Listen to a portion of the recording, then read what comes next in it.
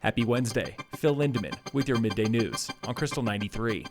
The pavement at the new roundabout on Highway 9 through Frisco has survived less than a year, and CDOT's got a hunch about why. There's a shortage of gravel and oil last year because of COVID. So that last 1,200 tons came out of a portable plant in Kremling from a different source. They wanted to repair it next week, but the labor shortage strikes again. They cannot get any traffic control, potentially for the rest of the summer. Every traffic control company they call says that they're booked out until the fall. As of today, no timeline for new pavement.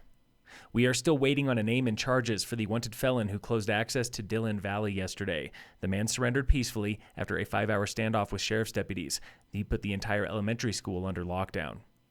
The driver of a runaway tanker is recovering today. Crews spent nearly 12 hours yesterday cleaning up the wreckage on Highway 9 at exit 205 after the driver skipped a runaway truck ramp further up on I-70. Miraculously, no other cars were involved. This is the third runaway accident at exit 205 in the past 15 months.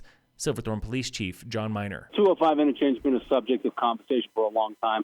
It's 1970s infrastructure, and it really is time for an update. CDOT says they have set aside $700,000 for that exit to update traffic studies dating back to 2010. That tanker was traveling I-70 because Loveland Pass was closed.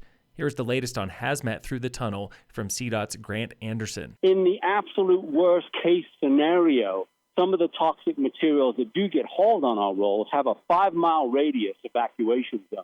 This hazmat discussion is ongoing with the trucking industry, state patrol, and local towns. Over in Edwards, a cement truck overturned in a roundabout this morning. The Vale Daily reports it was blocking access to I-70 on-ramps and roads just north of the interstate. Crews are still on site for cleanup. A quarter-acre wildfire was quickly contained in Glenwood Canyon yesterday. Flames erupted just south of the Colorado River across from the interstate near the railroad. No word on the cause of the fire. Winds were gusting up to 45 miles per hour then.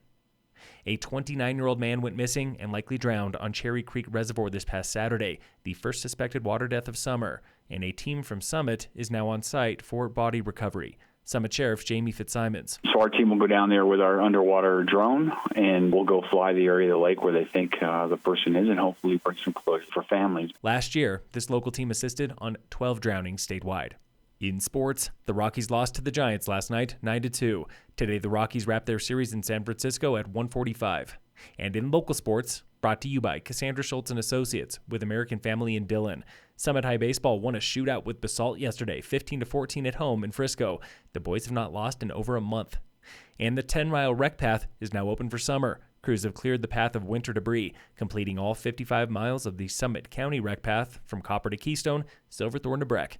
Still closed is the route up to Vale Pass and that brand new stretch to Fremont Pass.